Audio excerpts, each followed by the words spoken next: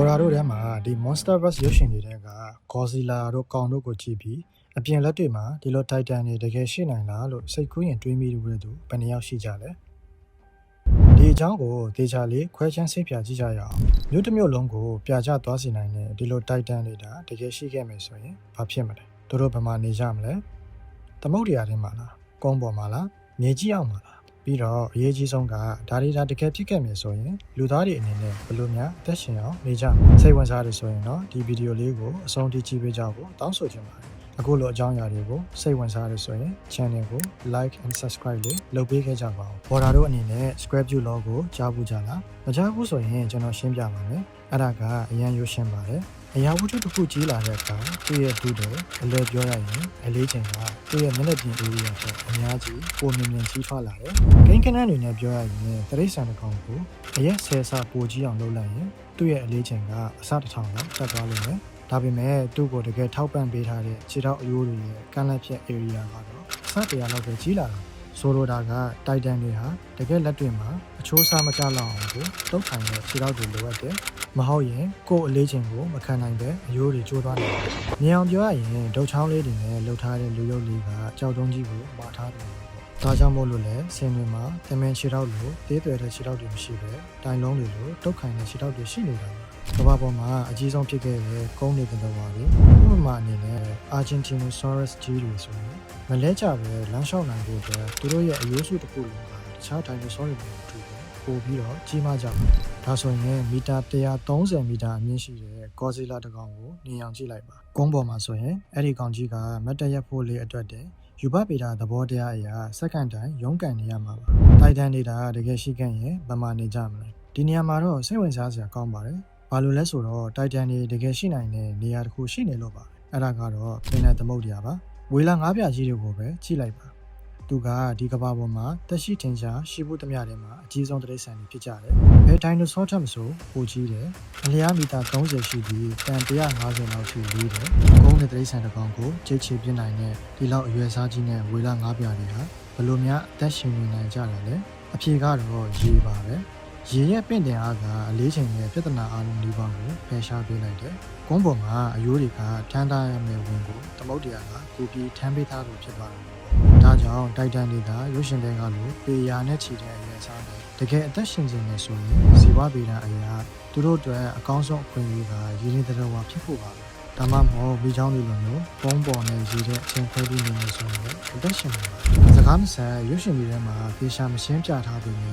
Titan တော်တော်များများကသမုဒ္ဒရာထဲမှာနေကြတယ်။ဟိုမှာ Godzilla တီယမုတ်တို့လိုပေါ့။ဒါကြောင့်လည်းသမုဒ္ဒရာတွေကနေထွက်လာကြတာဒီအကြောင်းရင်းကြောင့်ပါပဲ။ Titan တွေရဲ့အလေးချိန်ပြဿနာကိုဖြေရှင်းသွားနိုင်ပြီပဲထား။အခုသူတို့အတွက်ပြဿနာအသစ်တစ်ခုကတော့အစာပါပဲ။ Kreiber's Law လို့ခေါ်တဲ့ဇီဝဗေဒနေရာမှာတစ်ခုရှိတယ်။ကိုလုံးကိုယ်ထဲကြီးမားတဲ့တိရစ္ဆာန်တွေဟာအသက်ရှင်ရပ်တည်ဖို့အတွက်စုစုပေါင်းစွမ်းအင်ပိုပြီးလိုအပ်ပါတယ်။ Titan တွေက radiation တွေကိုအစာအဖြစ်စားသုံးတယ်လို့လူရှင်တွေထဲမှာပြထားပြီးမြင်တကယ်တော့ကမ္ဘာမြေပေါ်မှာသူတို့အတွက်လုံလောက်တဲ့ radioactive material တွေရှိမနေပါဘူးပထမဆုံးအနေနဲ့ကမ္ဘာမြေစီလာထဲမှာ uranium လို့ဒီလိုသတ္တုကျ dressing တွေဟ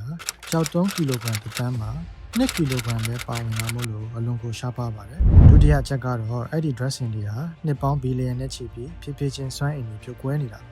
ါဒါဟာတက်ခဲတစ်လုံးနဲ့မြို့တစ်မြို့ကိုမီးပေးဖို့စူးစမ်းနေတယ်လို့စွမ်းအင်ကတိတ်သီးစာလုံးဝမရှိပါဘူးပေရာပေါင်းများစွာရှိတဲ့ Titan တစ်ကောင်လမ်းလျှောက်နိုင်ဖို့နဲ့သူ့ရဲ့ခန္ဓာကိုယ်ထိမ့်သိမ့်ဖို့ဆိုရင်နျူကလ িয়ার တပ်ပေါင်းဖို့စက်ရုံပေါင်းများစွာကထက်တဲ့စွမ်းအင်ပမာဏကိုနေ့စဉ်မဖြစ်မနေလိုအပ်မှာဒါပေမဲ့ကမ္ဘာပေါ်မှာအဲ့လိုစွမ်းအားမြင့်တဲ့နေရာဆိုတာရှားပါရုံမကမြေရောက်အနေကြီးထဲမှာပဲရှိတာကြောင့်ဒီလောက်ကြီးတဲ့ Titan တွေကိုရေရှည်မကျွေးမွေးနိုင်ပါဘူးဒါကြောင့်တကယ်လို့ Godzilla သာကမ္ဘာပေါ်မှာတကယ်ရှိခဲ့ရင်နောက်ဆုံးမှာအစာပြတ်လတ်မှုပြဿနာနဲ့ပဲသေဆုံးသွားပါလိမ့်မယ်ဒီလို Monsterverse ရုပ်ရှင်တွေမှာဘယ်တော့မှထည့်မပြောတဲ့အချက်တစ်ခုရှိပါသေးတယ်အဲ့ဒါကတော့အပူလွန်ခဲ့ခြင်းပြဿနာပါပဲစောစောကပြောခဲ့တဲ့ square view law အရာအဲ့ဒါကအပူချိန်ပေါ်ကိုလည်းအများကြီးတရားမှုရှိတယ်ကြီးမားတဲ့ခန္ဓာကိုယ်တွေဟာသူတို့ရဲ့ဒုတဲ့ပေါ်မူတည်ပြီးအပူကိုထုတ်လွှတ်ပြီးအပူကတော့သူတို့ရဲ့မျက်နှာပြင် area ကနေတဆင့်တာပြန်လည်ဆွတ်ထုတ်ရတာဖြစ်တယ်ဒုတဲ့ကမျက်နှာပြင် area ထက်အစားပေါင်းများစွာပိုမြန်မြန်ကြီးထွားလာတဲ့အတွက် Titan တွေဟာခန္ဓာကိုယ်ကိုအေးအောင်ထားဖို့အတော်လေးရုန်းကန်ရတယ်ဆင်းတွေမှာကြီးမားတဲ့နေရာကြီးတွေရှိနေခြင်းရဲ့အဓိကအကြောင်းရင်းကဒါကြောင့် အဲ့ဒီနေရက်တွေကခန္ဓာကိုယ်ထဲကအပူတွေကိုဆွန့်ထုတ်ပေးတဲ့တဘာဝ radiator တွေလို့လုပ်လုပ်ပေးတာဒီကဘာပေါ်ကကောင်းတဲ့သတ္တဝါတွေဟာသတ်မှတ်ထားတဲ့အရွယ်အစားတစ်ခုထက်ပိုမကြီးထားလာနိုင်တော့တဲ့အဓိကအကြောင်းရင်းကနေဒါကြောင့်အတိုင်းအတာတစ်ခုထက်ကျော်လွန်ကြီးထားသွားရင်အပူတွေအပြင်ကိုလုံလောက်အောင်မထုတ်ပြနိုင်တော့ဘူးကိုရင်းကလီစာတွေကိုကိုယ်တိုင်ချက်ပြုတ်နေတယ်လို့ဖြစ်သွားမှာမို့လို့ဒါကြောင့်ပေ300လောက်ရှိပြီး Atomic Breath မှုတ်နိုင်တဲ့ Radio သတ္တုကြွနေတဲ့ Godzilla လို Titan ဆိုရင်တော့သူ့ရဲ့အေယာမကြွက်သားတွေလှုပ်ရှားလိုက်လို့ထွက်လာတဲ့အပူတွေကြောင့်ကိုယ်တိုင်အပူလွန်ခဲ့ပြီးမသေးဆုံးသွားဖို့ဆိုရင်ယုံနိုင်စရာမရှိတော့အောင်ထူးခြားတဲ့ဇီဝကမ္မအေးပေးစနစ်ဖြစ်မနေလိုအပ်ပါလိမ့်မယ်။တကယ်မေကုန်းကိုတွားကြရအောင်။ဒီလို Titan တွေကတကောင်ကသာမြို့ထဲကိုရောက်လာခဲ့ရင်ကျွန်တော်တို့ဘယ်လိုလုပ်ကြမလဲ။ Titan တွေရဲ့ကြီးမားလာတဲ့အရွယ်အစားကသူတို့ရဲ့အားနည်းချက်ဖြစ်တဲ့ဒီလောက်လေးလံတဲ့ Titan တွေက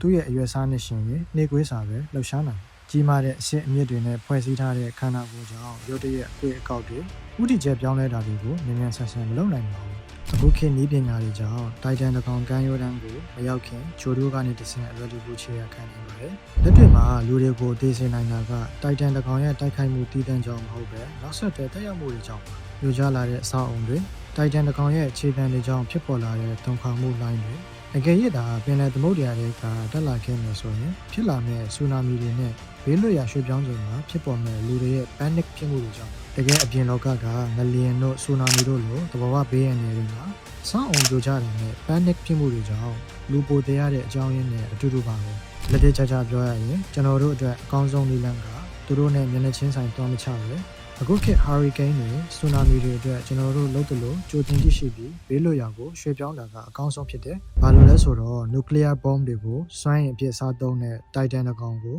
အခုခေတ်စစ်လက်နက်တွေနဲ့တိုက်ခိုက်ဖို့ဆိုတာမဖြစ်နိုင်လို့ပါပဲ။ဒါဆိုရင် Godzilla လို Titan တွေတကယ်ရောရှိနိုင်ပါမလား။ဒီနေ့ကျွန်တော်တို့သိထားတဲ့ယူဘဗေဒနဲ့ဇီဝဗေဒနေရာမှာတွေရဆိုရင်တော့မဖြစ်နိုင်ပါဘူး။ရှိခဲ့ရင်တော့ Titan တကောင်ဟာဒီခုခေတ်ကျွန်တော်တို့ရဲ့ခင်မီတဲ့လက်နက်တွေရဲ့တိုက်ခိုက်မှုကြောင့်အရင်ဆုံးချရှောင်းရမှာမဟုတ်ပါဘူး။သူတို့ရဲ့အလွန်အမင်းလေးလံလာတဲ့ကိုအလေးချိန်မဖြစ်နိုင်တဲ့စွမ်းအင်လိုအပ်ချက်တွေနဲ့ကမ္ဘာမြေရဲ့အကန့်အသတ်တွေကပဲသူတို့ကိုအရင်ဆုံးအနိုင်ယူသွားမှာဖြစ်ပါတယ်။ယခုလိုအဆုံးထိချပေးတဲ့အတွက်ကျေးဇူးတင်ပါတယ်။နောက်ဗီဒီယိုမှာတွေ့ပါမယ်